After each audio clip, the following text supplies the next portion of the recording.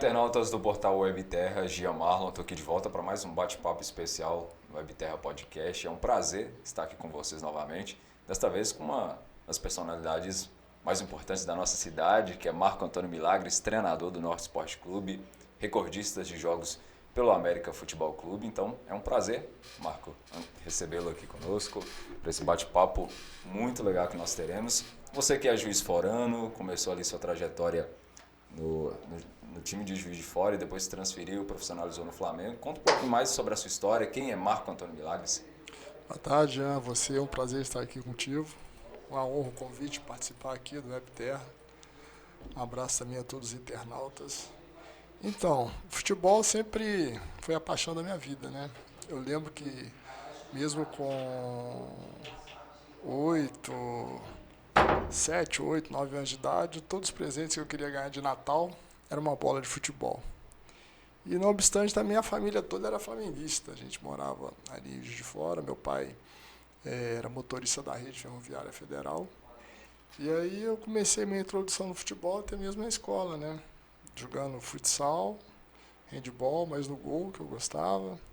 Tinha aquela coisa também de criança, que as namoradinhas, o goleiro se destacava mais e tal. Era muito visado, né, Marco? É, verdade. E no futebol de campo, pela idade, assim, 12 anos, 12 para 13 anos, o gol era muito grande, né? O gol são 7,32 metros de largura por 2,44 de altura. Então eu jogava na linha até na seleção da escola. Eu estudava num colégio padre, colégio dos jesuítas. E aí ficava naquela transição de jogar na linha futebol de campo e agarrar no futsal e no handball. Eu tinha muito gosto, por jogar no gol, gostava também, mas a paixão mesmo era que se tivesse bola. Se tivesse bola, eu estava dentro. Até que foi amadurecendo assim, eu sempre tive esse sonho, desde que eu me entendo por gente, é de um dia ser jogador de futebol, mas tinha que ser no Flamengo. Porque a família toda era flamenguista. Aí culminou, né, que no início da década de 80, o Flamengo fez aquele time histórico, né, que foi campeão Libertadores, brasileiro, mundial. E eu justamente tive a oportunidade de me inserir no futebol, já visando uma carreira profissional, já em 82, no Rio de Janeiro, onde o meu tio Geraldo, já falecido, que era casado com minha tia Pitucha, que era irmã da minha mãe, ele tinha muitos conhecidos no Flamengo e tal, e conseguiu um período de avaliação para mim lá. Aquela peneirada mesmo. Então eu comecei. As peneiradas eram feitas na Ilha do Governador, num clube lá, Clube Cocotá. Então, era todas as quartas-feiras. Então ia aquela leva de meninos para lá e tudo. Mas o Juiz de Fora é próximo ao Rio, né? Próximo. Era próximo? Você precisava se deslocar ou você chegou a ir para o Rio e ficar lá para fazer os treinamentos? Nessa oportunidade, né, como eu falei, meu pai trabalhava na rede, ele já tinha sido transferido para o Rio de Janeiro. Foi morar no Rio, como funcionário da rede ferroviária. E aí isso, de certa forma, também ajudou um pouco, né? Facilitou. E como foi sua experiência no Flamengo, tendo o apoio da família, digamos assim, o aval da família? Porque, como você falou, todos flamenguistas, como foi sua experiência por lá? Foi assim, foi maravilhosa, porque eu entrei no clube no período que o clube, né, estava se tornando assim um momento histórico do clube, podemos dizer assim. O clube foi campeão brasileiro em 81, Libertadores, depois no final do ano veio o Mundial e tudo, e uma safra assim de grandes craques que passou naquele início de década de 80. E eu me lembro, em 78 eu tinha 12 anos. Hoje eu estou com 56, vou fazer 57 agora em abril. E em 78 foi a Copa da Argentina. E com essa coisa de jogar no gol, nos esportes de quadra, e na linha, no futebol de campo, apaixonado com futebol, foi onde eu conheci pela primeira vez o goleiro da Argentina, que foi campeão mundial na época, o Baldo Figliol. E aquela coisa, né, de menino, de pré-adolescente, vendo aquele cara, já era um cara diferente, às vezes ele dava umas loucuras, saía da área para jogar com os pés, né? Hoje, o que é mais do que natural. Até alguns goleiros hoje atuais profissionais, se eles não sabem muito fazer o jogo proposto com os pés. Eles até são preteridos por alguns treinadores. A evolução do futebol, né? É. E aí, nessa época, eu fiquei vislumbrado assim, com o Fidiol e tal. Foi um dos meus ídolos na minha época de formação. E aí, fui pro Rio, comecei a trabalhar no Flamengo, 82 no Sub-15 e crescendo. Dá mais ou menos meados de 83, o Flamengo contrata o Fidiol para jogar. E nesse período coincidiu que os goleiros do Flamengo eram Raul, Cantarelli e o Zé Carlos. O Raul encerrou a carreira e o Flamengo contratou o Fidiol, que era o goleiro argentino. E nesse período coincidiu que o terceiro goleiro do Flamengo era o Luiz Alberto. Ele tinha se formado em Educação Física e fez um projeto assim, que encamparia todos os goleiros do Flamengo, da base até chegar ao profissional. Principalmente os goleiros sub-15, 17 e sub-20, né? Nesse ano eu já estava no sub-17, era o meu primeiro ano de juvenil. E com esse programa que ele fez, com esse projeto de formação de goleiros que ele fez no Flamengo, um goleiro da base sempre era puxado para treinar com os profissionais. Então, pelo menos 1 ou 2 vezes por semana, como era o goleiro titular da equipe sub-17, eu treinava junto com a equipe profissional. Então era uma realização assim de um sonho, quase que um conto de fadas, né, Jean? Porque em 78 eu vi o Fidiol na televisão na Argentina, aquela coisa intocável. Em 83 eu me via treinando do lado do cara. Eu lembro como se fosse hoje. As primeiras semanas assim, eu ficava olhando pro cara assim, eu não acreditava que aquilo era a realidade. Antes a televisão, ela te dava essa ideia, né, de que o cara era, como você disse, intocável. Você olhava para ele assim, falando, nunca vou conseguir conhecer esse cara. Hoje é mais fácil, mais tranquilo. Mas é igual você falou mesmo, né? A gente tá atuando com o cara agora. E o número também, assim, a quantidade de jogadores em excelência que havia era muito grande. Falando especificamente nessa época, década de 80, que foi o futebol carioca que eu vivi mais de perto, todas as grandes equipes tinham 5 ou 6 jogadores de excelência na equipe titular. Então eram craques mesmo.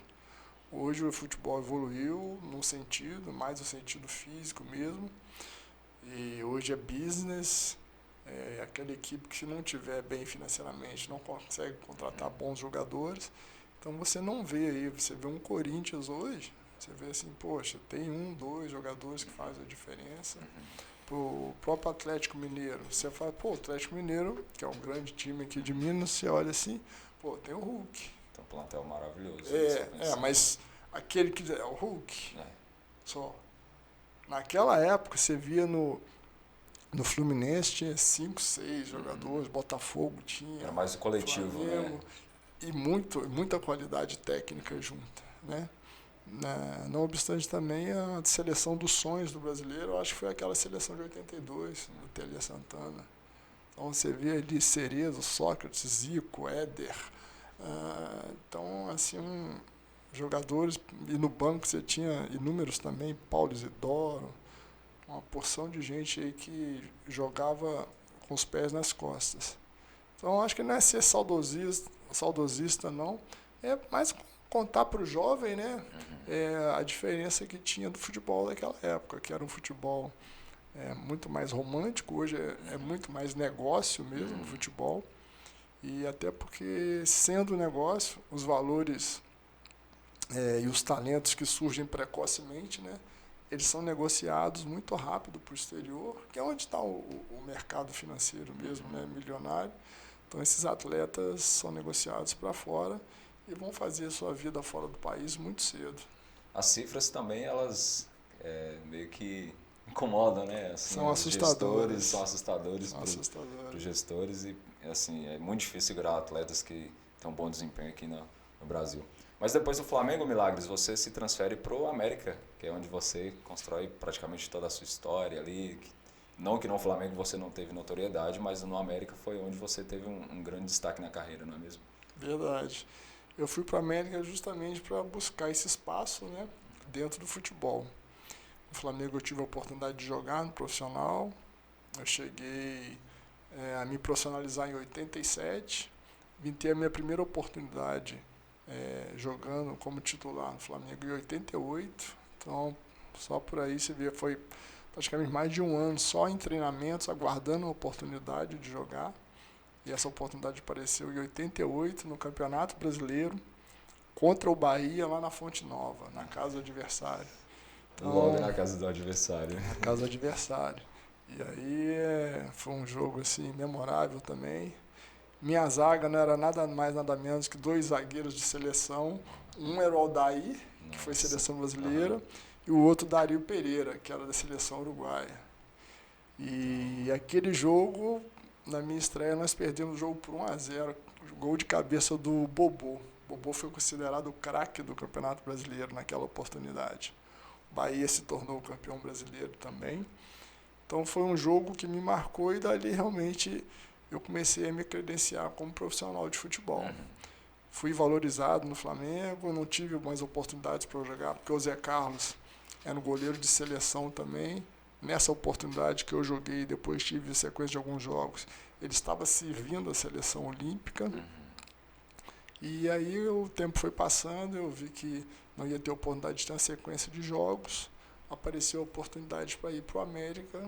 Eu fui para Belo Horizonte no início de 92, onde eu dei continuidade à minha carreira lá e encontrei no América o espaço que eu precisava para realmente me tornar uma realidade dentro do futebol, como profissional de futebol. Aí permaneci 10 anos no clube, até hoje sou o atleta que mais vestiu a camisa do clube, como recordista, 385 partidas. E depois dessa passagem, eu tive uma passagem curta pelo Santa Cruz, por 6 meses, voltei, aí vesti a camisa do Atlético Mineiro por quase 2 anos também, vindo a encerrar minha carreira em 2004 com 38 anos. Essas 385 partidas foram difíceis de serem conquistadas, né, Milagres? Porque naquela época não tinham tantos jogos como tem hoje, né? Sem dúvida. E até esses números eles poderiam ser maiores, Jean, porque em 95 e 96, por um problema de justiça com relação ao Campeonato Brasileiro de 93, que o América disputou na Série A, então nós fomos rebaixados, mas com pontuações melhores até que o Atlético, né? O regulamento do campeonato foi muito confuso, e sendo assim o presidente na época, Dr. Magnus Livre de Carvalho, hoje já falecido, entrou na justiça comum contra a CBF, pleiteando lugar à Série A em 94, por ter feito 3 pontos a mais que o nosso rival e tudo. No entanto, nós caímos e o Atlético não. Coisas do futebol brasileiro. E aí, nós ficamos, o América, com essa atitude dele, ficou 2 anos sem poder participar de competições nacionais coordenadas pela CBF. Então, em 95 e 96, nós jogávamos o primeiro semestre, que eram os campeonatos estaduais, e depois nos campeonatos nacionais, ou seja, Série B, alguma coisa que tivesse, Copa do Brasil, nós éramos impedidos de participar por causa da ação na Justiça. Então, aí criou-se um hiato muito grande, né, para se computar as partidas que eu poderia ter jogado. No seu nome, Marco Antônio Milagres, tem o nome Milagres, que muita gente até conota a questão de ser o goleiro que realizava muitos milagres. Você acha que no início da carreira houve uma pressão por te chamar de Milagres? Você falou, poxa, eu não posso falhar porque eu sou o Milagres, a torcida confia muito em mim, eu tenho esse nome, tenho que carregar. Você acredita que teve essa pressãozinha assim ou não? No início eu tinha um treinador lá no Flamengo de formação de base, que era o professor Carlinhos.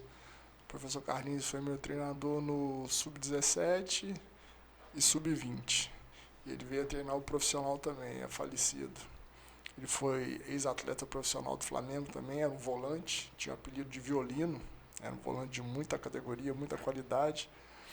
E desde o início, assim, quando ele ficou sabendo meu sobrenome, isso é um chamativo muito grande, né, para a imprensa, né, dá para você fazer muitos trocadilhos.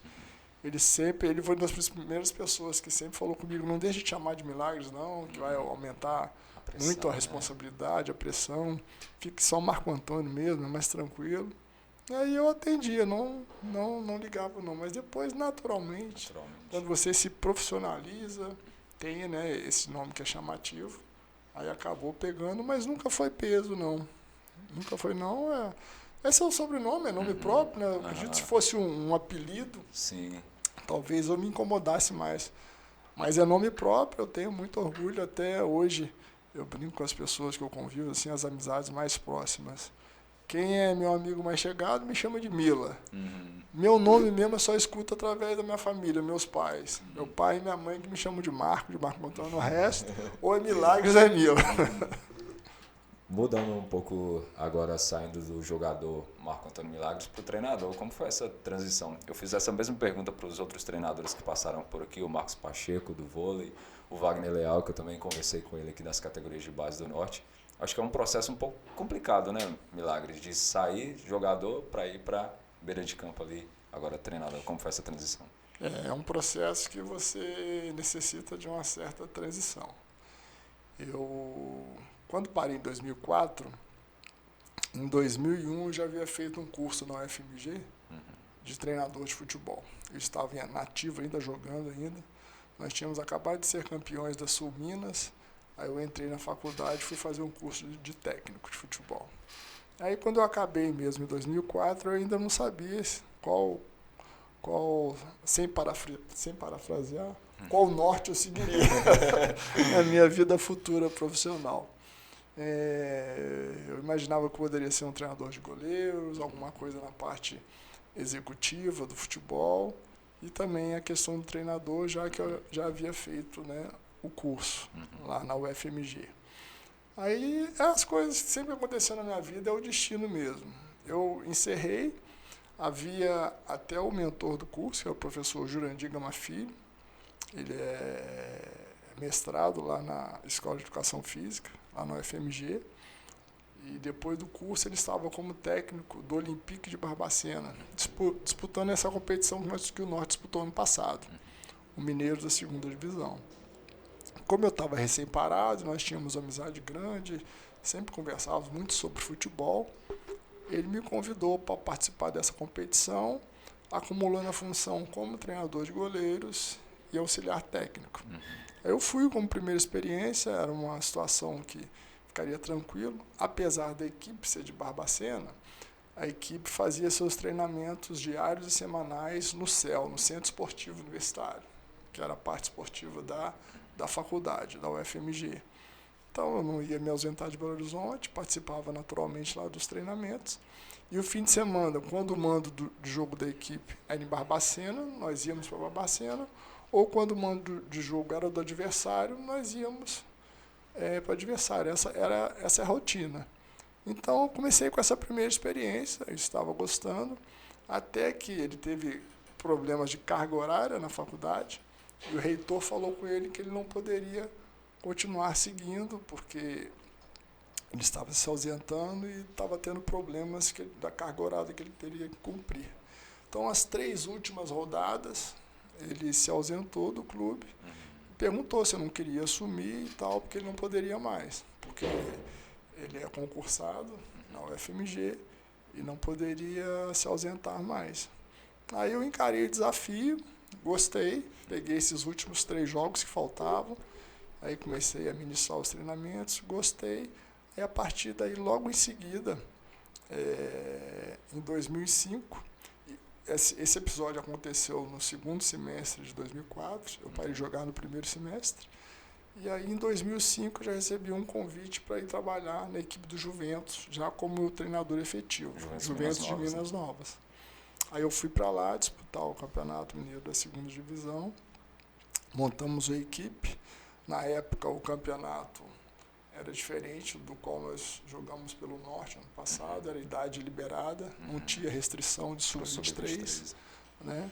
Como é a competição hoje. Hoje a competição, para quem não sabe, da 2ª Divisão, ela se restringe ao treinador poder escalar no máximo 5 atletas na partida acima de 23 anos, com idade liberada. Os outros têm que ser dentro da regra. Então, naquela época, eu consegui levar uns 3 ou 4 atletas que haviam jogado comigo no América. O Estevão, lateral direita, o Richard, o volante, o Fred, o atacante. E aí, por sorte, nós fomos campeões da competição. Nós fizemos a final com o América, de Teófilo Otoni, e ganhamos até de 2-0 a final lá em Teófilo Otoni, isso em 2005.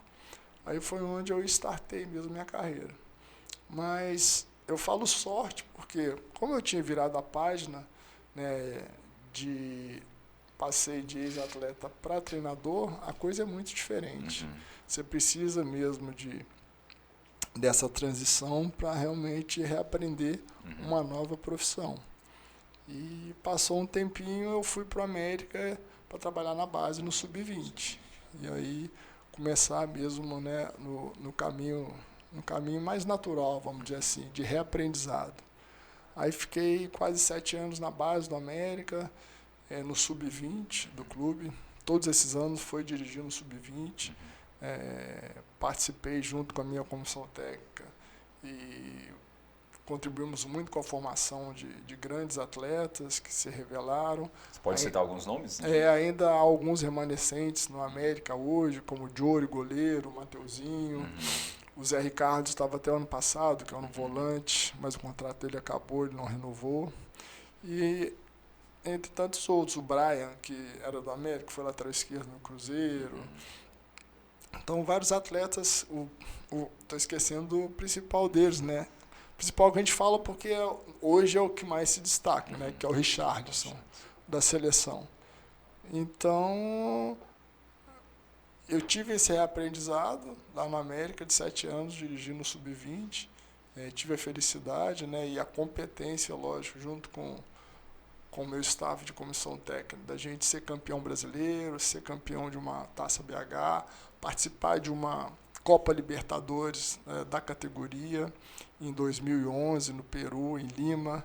Foram experiências assim, muito, muito construtivas para nós. E, graças a Deus, venho trilhando essa carreira aí. Hoje, como técnico de futebol, você pode ficar mais tranquilo. Você, quando tem o sonho de ser atleta, Jean, você corre muito contra o tempo. Porque você tem que, jovem, conseguir seu espaço, porque o futebol nos abandona muito cedo. Em 33, 34 anos, para o mercado, você já está velho para o futebol. E você está muito jovem. O corpo também já começa a sentir algumas dificuldades, né, Milagres? Se você realmente for um atleta, na acepção da palavra, até que não. Eu parei com 38 anos, não porque o corpo estava reclamando um pouco. Era mais por opção de mercado mesmo. E vai muito do atleta, igual você falou, porque nós temos, até no próprio time do Norte, o Jorge Henrique, que tem 42, já fez 42, né? 41. Não, ele vai fazer 41 agora. Vai fazer 41 agora.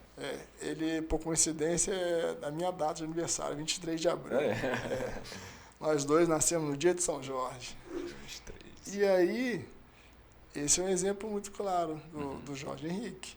E o ano passado, dirigindo a equipe do Norte no campeonato da segunda divisão, os únicos problemas, entre aspas, que eu tinha com o Jorge é que eu e o departamento físico queríamos monitorá-lo para ele não ter tanto desgaste. Sim. Ele não gostava de sair de treino, muito menos de jogo, saía com a cara emburrada, mas a gente tinha que ter a cautela, ter a ciência a favor, dosar para que ele não tivesse uma lesão, tudo, porque ele gosta muito de treinar ainda, ele gosta de jogar. Então nós tínhamos que ter essa sensibilidade, e às vezes ele ficava um pouco emburrado com a gente por estar tirando ele de treinamento ou de jogos. Então, voltando ao assunto que o futebol nos abandona muito cedo, mas isso aí não é a maioria, né? Tem um atleta que a genética o ajuda, era no caso do Jorge, era no meu caso. Eu volto a falar, eu parei com 32 anos, mais por opção de mercado. Começou a aparecer clubes assim, mais no interior, que eu não me agradava tanto. Então eu resolvi encerrar minha carreira, já que eu já havia feito um curso na faculdade e tudo, e migrei para essa parte técnica. Mas hoje, com toda a evolução da parte física, e principalmente com a evolução nutricional, de suplementos, você consegue jogar em alto nível, assim, chegando perto dos 40. Consegue chegar. No próprio América também tem o Wellington Paulista também, que já está quase com 40 anos, está em alta também, fazendo muitos gols aí, então é uma fase muito boa.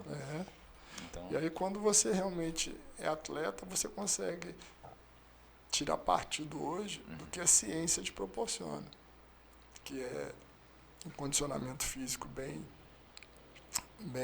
exacerbado, e também, se você se cuida, os recursos que você tem hoje de recover, de suplementação, de alimentação, isso a gente está vendo toda hora aí, né? Principalmente os grandes craques postarem, Hulk, o próprio Cristiano Ronaldo, então eles conseguem ter uma longevidade maior na carreira por causa disso. Lagris, dentre os outros trabalhos que você tem como treinador, tem o América de Teófilo Otoni, tem o próprio Montes Claros, né, o outro projeto anterior ao Norte Esporte Clube. Eu queria que você destacasse também um pouquinho desses outros trabalhos que você teve em Minas Gerais, no estado de Minas Gerais. Por aqui no estado de Minas Gerais eu passei pelo Boston, passei pelo Serranense, e em 2018 foi a segunda equipe profissional que eu dirigi. A primeira foi o Juventus, em 2005, né, já terminando de jogar. Depois, como eu falei, eu dei uma parada para poder reaprender, fui para a base, e aí em 2018 o nosso presidente, o André, me convidou para o projeto da segunda divisão aqui do Montes Claros, até então Montes Claros ainda. Fazendo um comparativo de 2018 ao ano passado, que foi 2022, então há uma diferença muito grande com relação aos dois projetos, né? Uma que eu acredito que, na oportunidade, o André estava sozinho, né, remando praticamente o barco sozinho.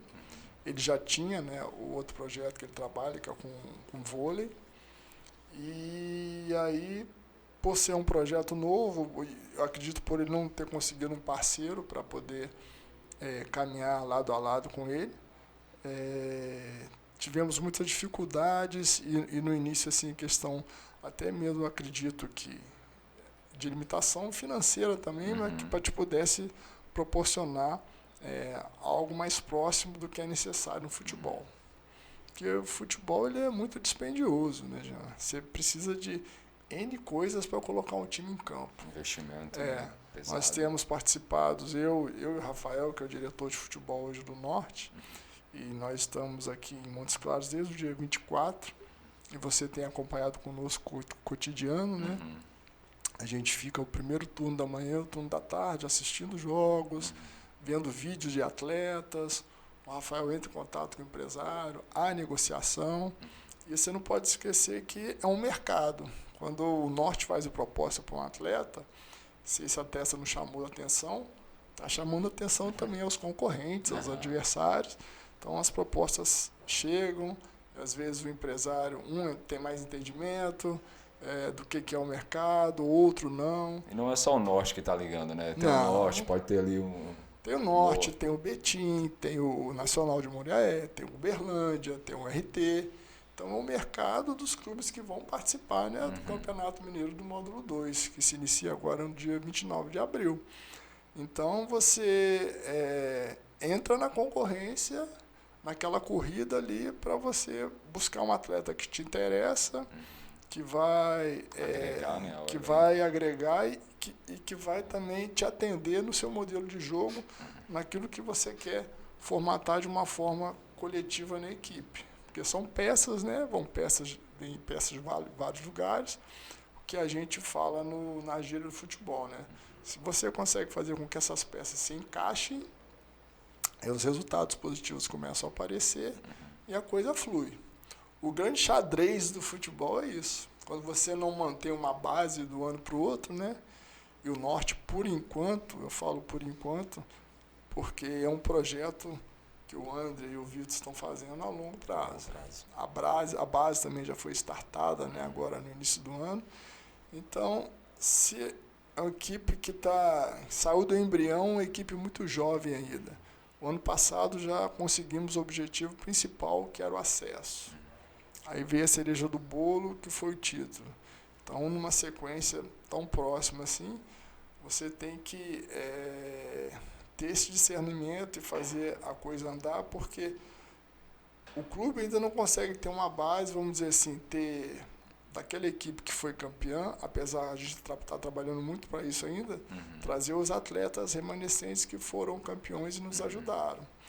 Mas a grande maioria deles teve proposta de outros clubes. Mas tiveram alguns que continuaram, né, Milagres? Você pode citar alguns, o Felipe, né, o Uranga. E aí, só para terminar o raciocínio, como eles tiveram proposta de outros clubes, e o Norte não tem um calendário anual, ou seja, ele não tem uma competição que vai preencher todo o primeiro semestre e não tem a competição que vai preencher todo o segundo semestre. Ele vai ter aqui o campeonato em Semina de abril a agosto, que ele tem o direito de participar.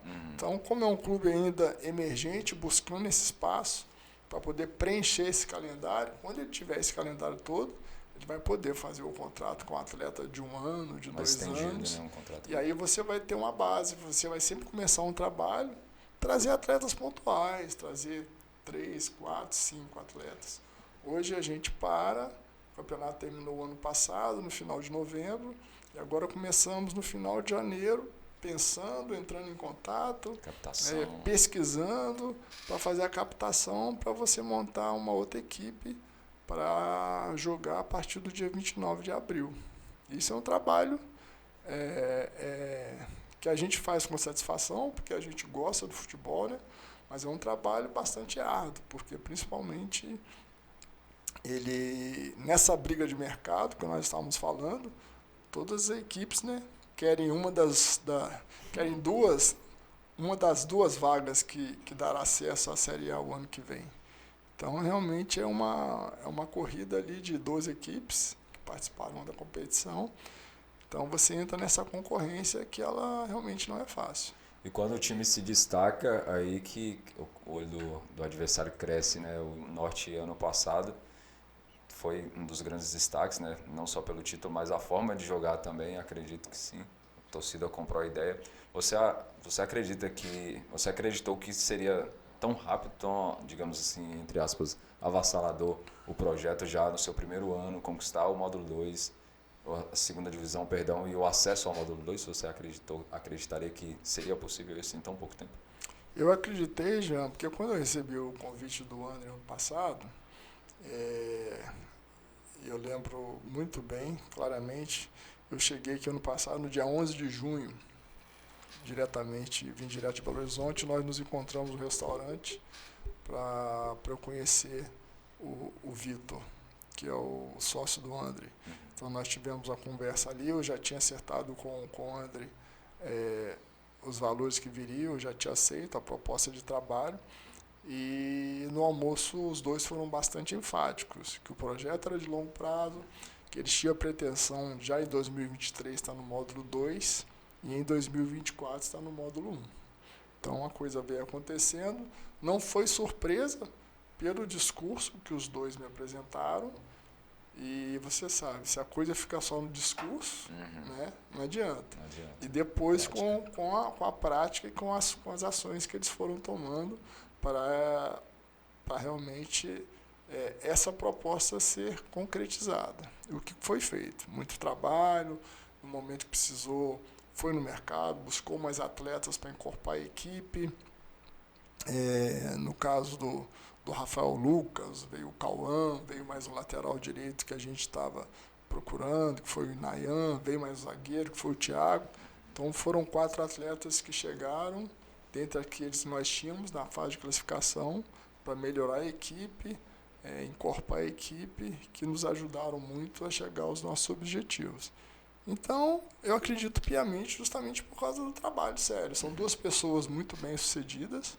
O André, principalmente nos esportes, ele é uma das referências de pessoas que trabalham... Ele sempre fala, né, militante no esporte.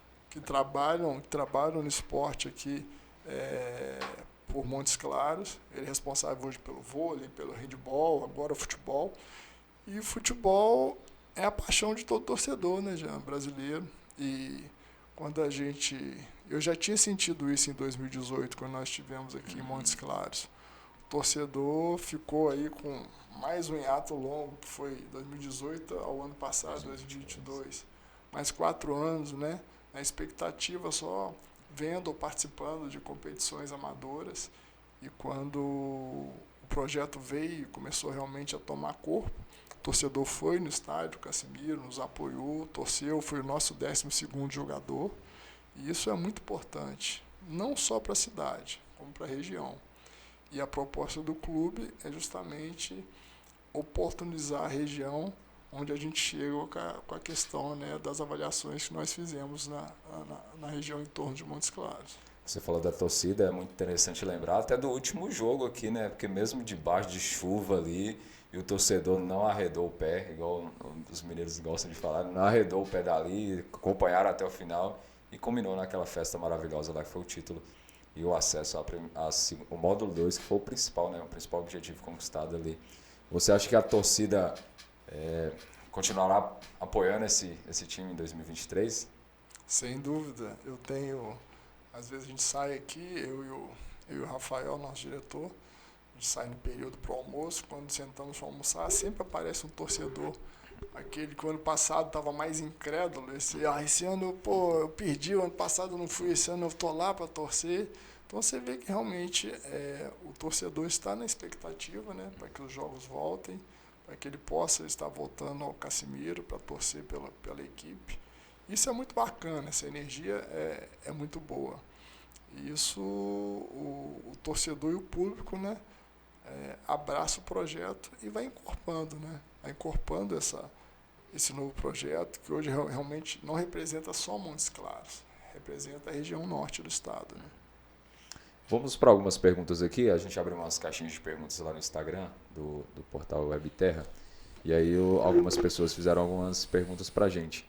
O Thiago Lopes, o @Thiago_Lopes 608, ele está querendo que você fale um pouco das seletivas, como foi as seletivas nas cidades, o que foi mais cobrado desses atletas, na cidade de Salinas, Brasília de Minas, que vocês estiveram lá, como foi essa avaliação? Nós tivemos, além dessas duas, Mirabela, tivemos em Francisco Sá, aqui em Montes Claros mesmo nós tivemos 2 dias de avaliação. Nessa fase, como eu sou o técnico da equipe profissional, então o atleta, quando chega numa parte dessa avaliação, ele tem que mostrar não só que ele sabe jogar futebol, mas principalmente uma questão de entendimento tático do jogo. De acordo com a posição que ele jogue, qual a função que ele exerce em campo. Não só pela paixão, né? Não só pela paixão. Não só pela paixão. Ele tem que demonstrar para nós que estamos avaliando ali o quanto que ele tem de conhecimento da função que ele diz que joga. Né? Se ele é um zagueiro, noção de cobertura, de repente, mesmo que ele não tenha entrosamento, porque ali é cada um pensado na sua posição.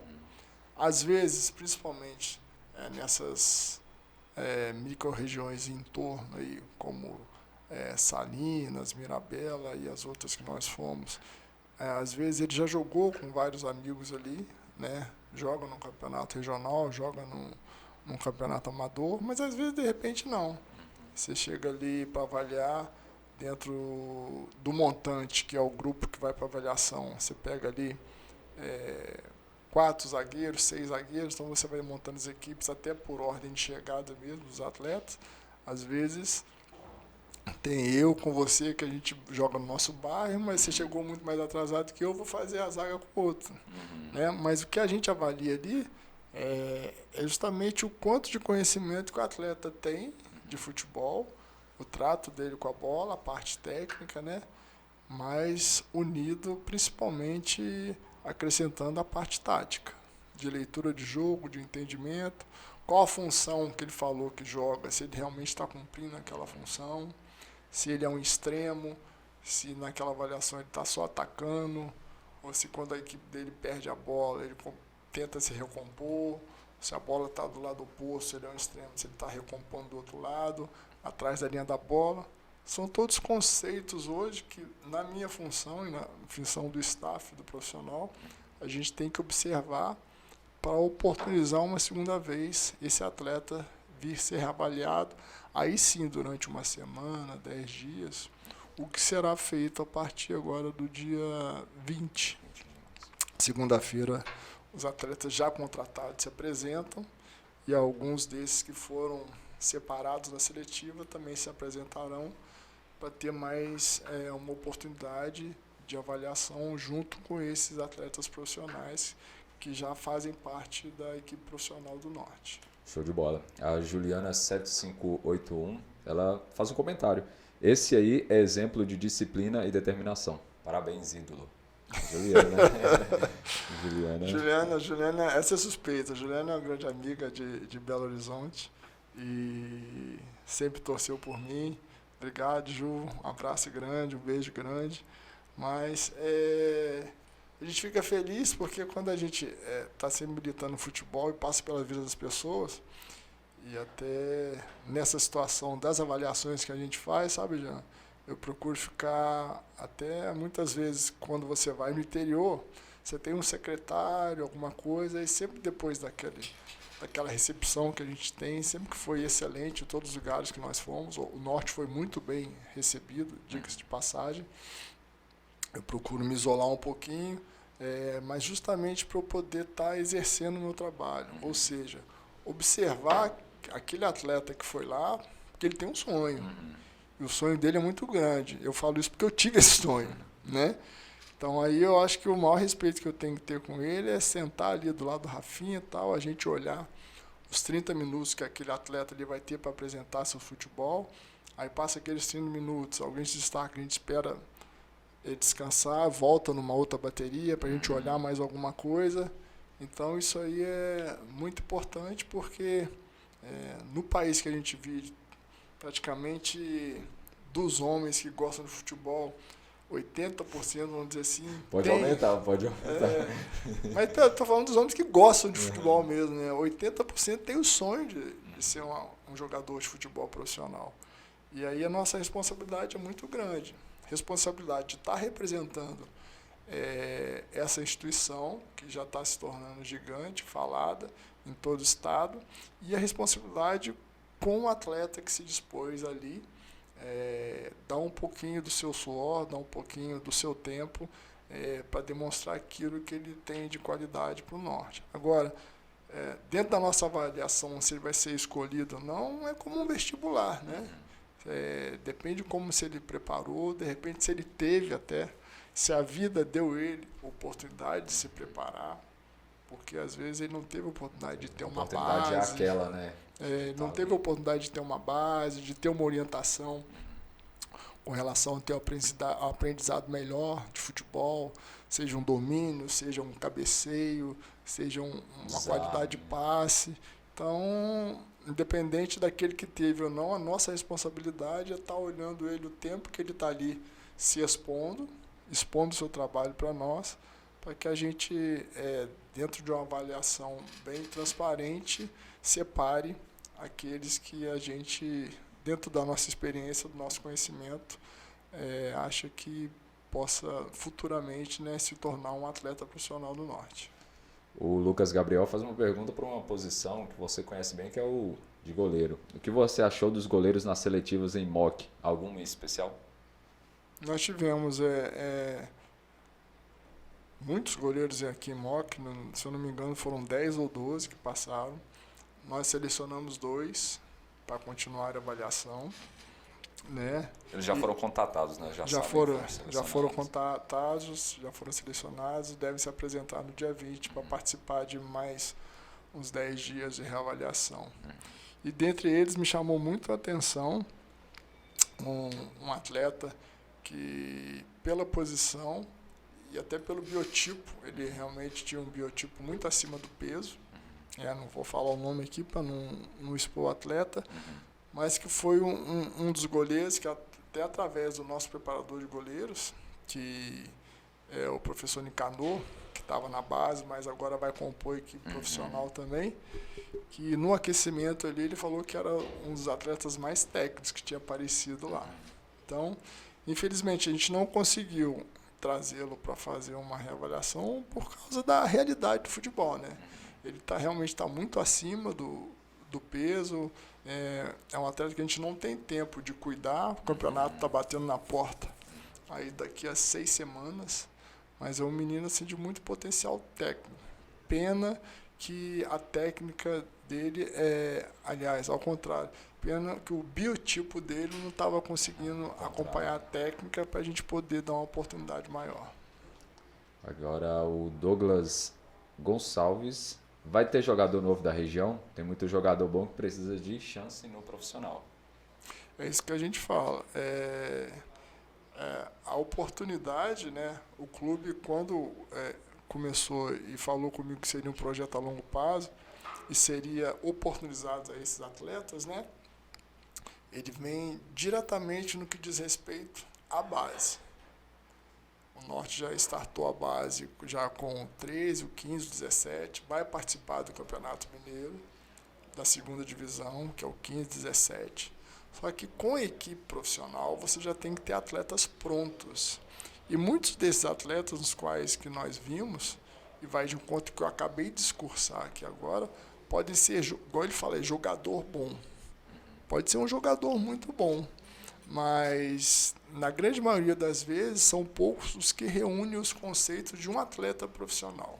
Ou seja, até para o ouvinte e o público fique bem claro, eu não consigo fazer um Enem sem ter tido o ensino fundamental, o ensino básico, até chegar nas etapas. A base, né? É base. Então, você vem fazer uma avaliação, no nosso caso aqui, né, para pensar algum atleta que, de repente, possa estar participando do grupo de atletas profissionais para o módulo 2, ele tem que ser um atleta bem diferenciado tecnicamente. Mesmo que ele não tinha tido essa base assim de escolinha ou até mesmo num clube a partir dos seus 14, 15 anos. Então a gente não tem tempo para ensiná-lo essas questões de posicionamento tático e tudo, só se ele for um atleta muito fora da curva, né? Mas geralmente quando esse atleta ele é muito fora da curva tecnicamente, ele tem esse cognitivo para o futebol também fora da curva. Ele pode não ser inteligente para outras coisas, mas para o futebol, esses atletas, vamos dar exemplos claros aqui, o Hendrick, do Palmeiras, o próprio Richard, que trabalhou comigo no América. O Richard, para você ter uma ideia, eu assisti um jogo dele no Sub-17, ele tinha chegado no América há 2 semanas, fui assistir um jogo dele no Sub-17 contra o Atlético, ele fez um gol, deixou um zagueiro do Atlético sentado no chão. Falei com a diretoria que eu não tinha um atleta desse no Sub-20, puxei ele. Com 2 semanas, ele era titular do Sub-20 do América. Com praticamente 3 meses, eu fui no professor Juvanildo, que era o treinador profissional, falando que nós tínhamos um atleta diferente do Sub-20, você não podia dar uma olhada. O Juvanildo, para quem conhece ele pessoalmente, ele é muito sistemático, mas é um cara muito sério, muito correto. Aí, por eu ter sido atleta dele, nós fomos campeões brasileiros da Série B em 97, ele falou, olha, Milagre, eu vou trazer porque é você que está falando. Se é isso tudo mesmo, aí ele foi, o Charles ficou lá 1 semana e não voltou, nunca mais, para o Sub-20. Né? Então, eu entendo muito o público quando fala assim, tem jogadores muito bons. Até mesmo no ano passado, nós oportunizamos alguns atletas que vinham com essa recomendação, até de pessoas mesmo assim de confiança, que foram atletas meus aqui da cidade de 2018. Eu não vou citar nomes também para não expor ninguém, mas foram atletas que jogaram na nossa equipe em 2018, no profissional do Montes Claros. Fala, professor, tem um menino aqui, um fulano que é muito bom. Ele é muito bom, ele faz toda a diferença aqui no amador. Não, então traz para a gente ver. Então, no cotidiano ali, aquela questão que eu acabei de falar, de leitura tática e tudo, e até mesmo alguns fundamentos de coordenação fina, de situações de bater na bola, assim, de coordenação, o atleta não tinha. O que prejudicava muito o conteúdo dele total para uma equipe profissional, sabe? Então, essas coisas assim, a gente não consegue dar para o atleta com 6 meses de preparação para estrear numa competição. Um tempo muito curto. E como nós temos que ter resultado, você tem que realmente priorizar os atletas que têm minutagem, que têm rodagem, já passaram por várias experiências de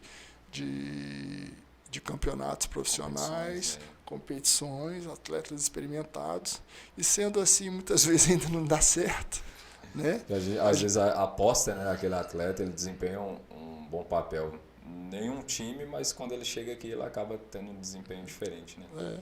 Aconteceu isso o ano passado também, foram 2 ou 3 atletas, nós tivemos que liberar, quando chegaram aqui não renderam o suficiente, e em detrimento disso tivemos que liberá-los e trazer outros atletas.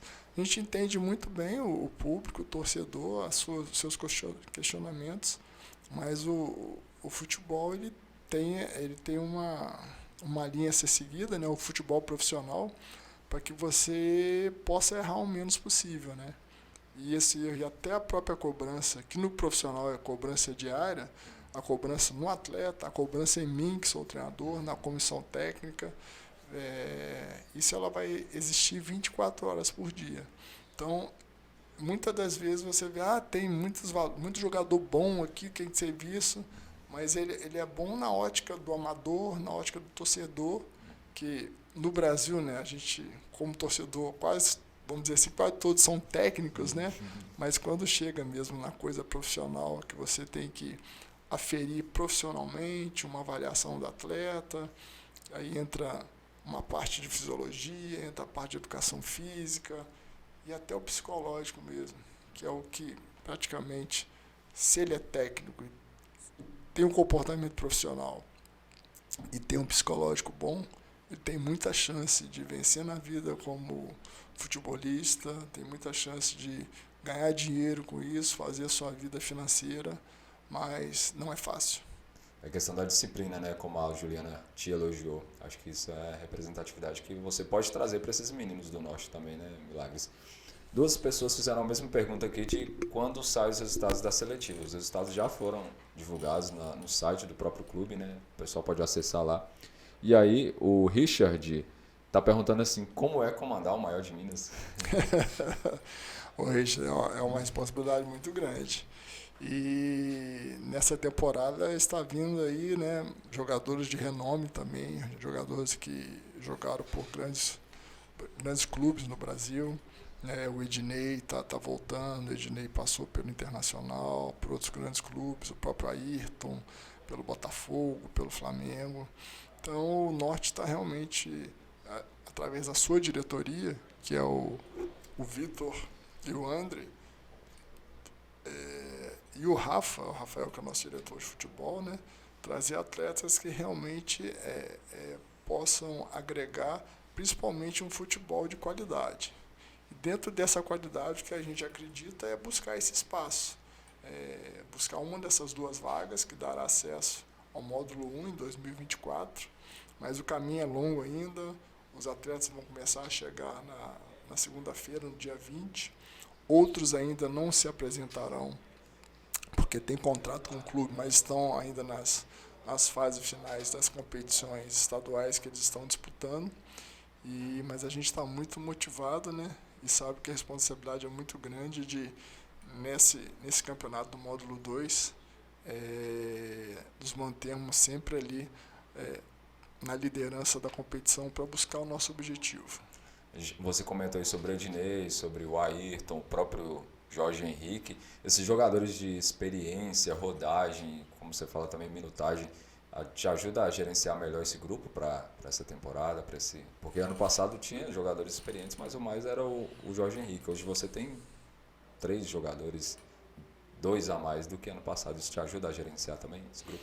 O ano passado tinha a questão da regra, né, que era a regra da competição conotação sub-23, você podendo levar na súmula 5 atletas com idade liberada. Esse ano não, esse ano é idade liberada, então a gente está procurando realmente atletas com minutagem. Esses nomes nós já citamos, mas estão outros chegando, que a gente não pode abrir ainda, né, que ainda é sigilo de contratação, que com certeza vão auxiliar nessa nossa caminhada aí. Então, até para isso é diferente, tem que ser não o comportamento, mas a forma de leitura que a comissão técnica tem que fazer. O ano passado nós lidávamos com mais de 50% dos atletas jovens, né, em formação, em emergência, vamos dizer assim, em transição. Hoje a sua grande maioria são de atletas mais experientes, né?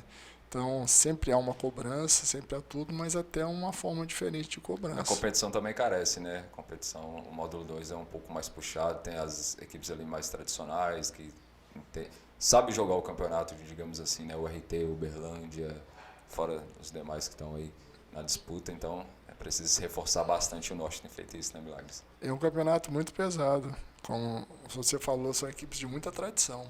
O RT, o Uberlândia, o próprio Betim, que já vem tentando muitos anos aí no módulo 2, né? Nacional de Muriaé, né?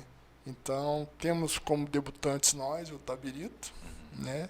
Que o Itabirito também, pelas informações que nós temos, está buscando montar uma equipe também muito competitiva. É o primeiro adversário, né, Milagres? A nossa estreia vai ser lá contra o Itabirito. Vai ser no dia 29, na casa do adversário. Então é um campeonato que vai ter muitas equipes tradicionais do futebol mineiro, né? Que buscando aí seu espaço novamente na elite.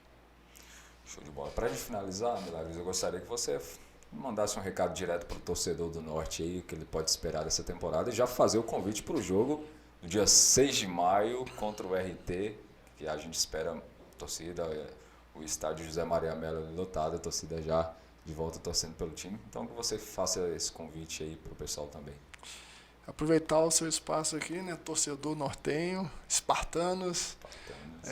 Que não só no dia 6, mas a partir do dia 29, que vocês possam estar aqui de longe, quem puder ir, que possam comparecer, que, né, o pessoal da torcida organizada, isso ajuda demais a energia do nosso torcedor perto da gente, para que nós possamos aí no dia 29 startar de forma positiva, igual foi o ano passado, que nós startamos lá em Teófilo Otoni, vencendo na estreia o América, e esse ano também iremos com a força toda para Itabirito, começarmos a nossa caminhada positiva rumo à Série A em 2024.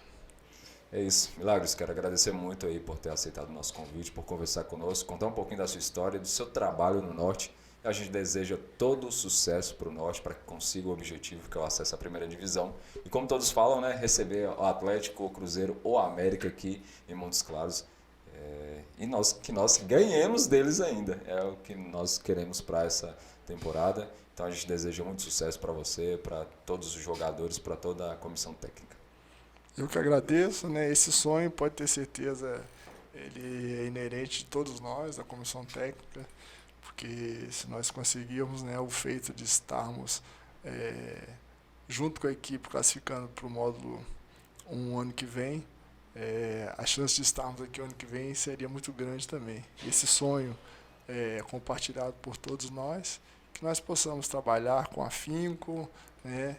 E pode ter certeza que trabalho não tem faltado de todo o staff, dos presidentes, do André, do Vitor, do Rafael, da minha parte também.